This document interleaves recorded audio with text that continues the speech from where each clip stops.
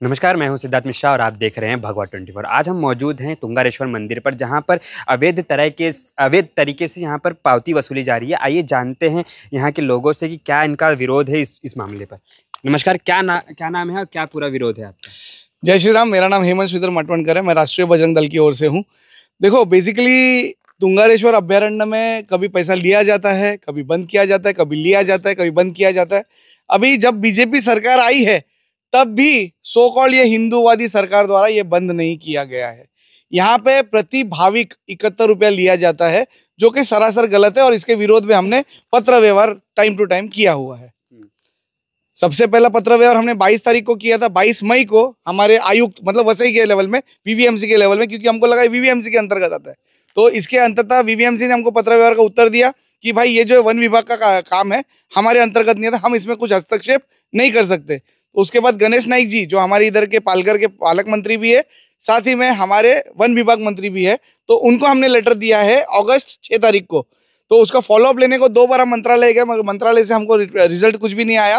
वो बोलते ऊपर के डिपार्टमेंट में नीचे के डिपार्टमेंट टाल मटोल की बातें हुई।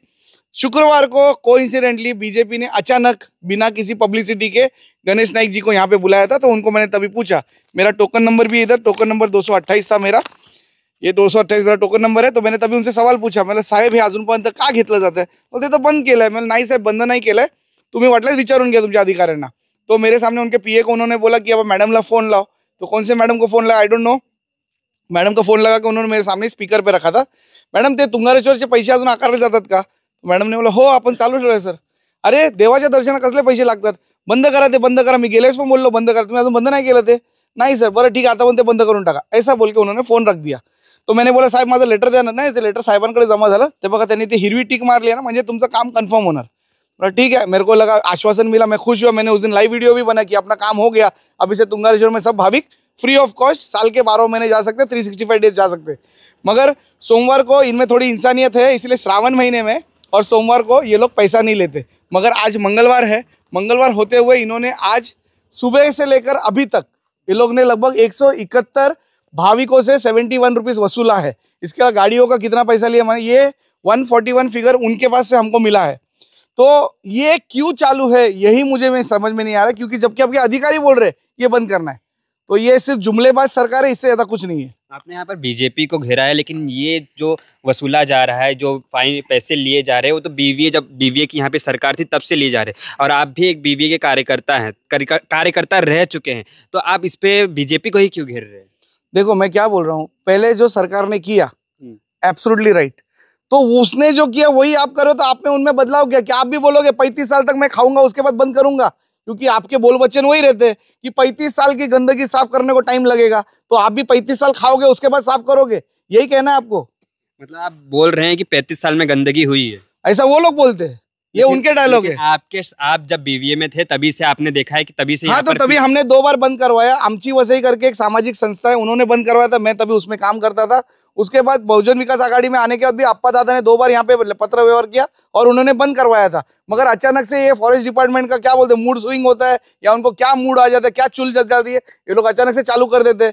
तो जब तक कोई विरोध नहीं करता ना, तब तक ये बंद नहीं होता। ये 2-3 महीने के लिए बंद हो जाता है, फिर से शुरू हो जाता है, ऐसा कुछ तो नाटक चल रहा है। पर अब की बार ये नाटक और नहीं, हमेशा के लिए बंद कराऊंगा। तो अभी आपने जो लेटर दिया है वो किस संस्था के हिसाब से दिया? देखो, मैं सबसे पहले उत्तर भारतीय विकास सेना में था, मैं इसके पहले इसमें आमची वसई में था। तो जिस संस्था में रहूंगा उस संस्था से लेटर तो जाएगा। मगर लेटर कौन दे रहा है ये मायने रखता है। लेटर तो हेमंत ने दिया था, संस्था ने लेटर नहीं दिया था। अभी फिलहाल मैं मनसे में हूँ, मगर लेटर मैंने उत्तर भारतीय विकास सेना से दिया था, तभी उसके अंदर में राष्ट्रीय प्रवक्ता एवं महाराष्ट्र महासचिव था, वही लेटर दिया था और वही लेटर में फॉलोअप ले रहा हूँ। अगर ये अभी भी बंद नहीं हुआ तो आपका अगला स्टेप क्या होगा? अगला स्टेप क्या रहा, मंत्रालय में जाके मैं आंदोलन करूंगा, घेरा डालूंगा मंत्री साहब को, और वो होएगा, भले उसके ऊपर मेरे पर केस है।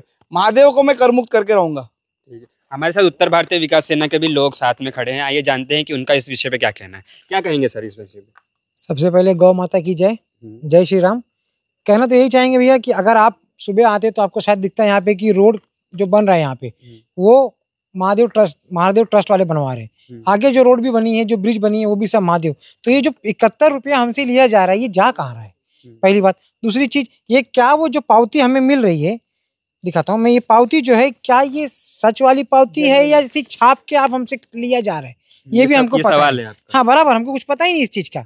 तो ये बोलूंगा कि जो 71 रुपया लिया जा रहा है भक्तों को दर्शन महादेव से मिलने के लिए, उसमें बाधा क्यों 71 रुपए का? आपने कभी इनसे सवाल किया कि आप क्यों ले रहे, तो इनका क्या जवाब था? इनका जवाब ये था कि हमें नहीं पता, हमने सुबह सुबह हमें पूछे, सिर्फ पैसे लेने हैं। हाँ बस हमको पावती काटना है, बस हमें कुछ नहीं मालूम, बिना पावती का आप आगे नहीं जाओगे। अच्छा, तो आप क्या कहेंगे इस मामले पे? सुबह हमने देखिए आया था, हमने 4 मित्र हम आए थे यहाँ पे, जो हमने पावती लिया है। सुबह हमारे आने के बाद ऐसा पता चला कि काफी सारे भक्तगण थे यहाँ पे जो दर्शन करने जा रहे थे। दर्शन करने के लिए उनके पास पैसा नहीं था, तो टिकट नहीं लिए रिटर्न हो गए। अभी उनके पास पैसा कहाँ से आएगा? जो रिक्शे का पैसा नहीं भर पा रहे, 10 रुपए 20 रुपए भाड़ा लगा कर रहे, जो काम कर रहे हैं, लेबर क्लास की काम कर रहे हैं, उनके पास पैसा कहाँ से आएगा? तो एक पावती हम भर रहे हैं, तो अगर पावती हम दे रहे हैं तो किस काम में यूज हो रहा है? और काम में यूज है तो हमें शो किया जाए, ये पावती रियल है कि नहीं है। अगर गवर्नमेंट काम कर रही है तो रोड की हालत ऐसी क्यों है? अगर मंदिर ट्रस्ट पे बना रही है तो फिर पैसा कहाँ जा रहा है? यही हमारा मुद्दा है। देखो, जब ये आपने उनको सवाल पूछा तो उनको जब पूछा गया कि ये पैसा क्यों लिया जा रहा है, तो उनका ऐसा कहना है कि ये पूरी एरिया जो है संजय गांधी नेशनल पार्क के अंतर्गत आती है। तो मैं एक ही चीज बोलता हूँ, Sanjay Gandhi national park Borivali highway पे जो है, वहाँ पे कनेरी केव्स है, वहाँ पे 2 युगल जो गलत हरकतें करनी है उसके लिए पैसा भर रहे या टैक्स भर रहे बोल सकते, पर यहाँ हम महादेव को मिलने जा रहे हैं यार।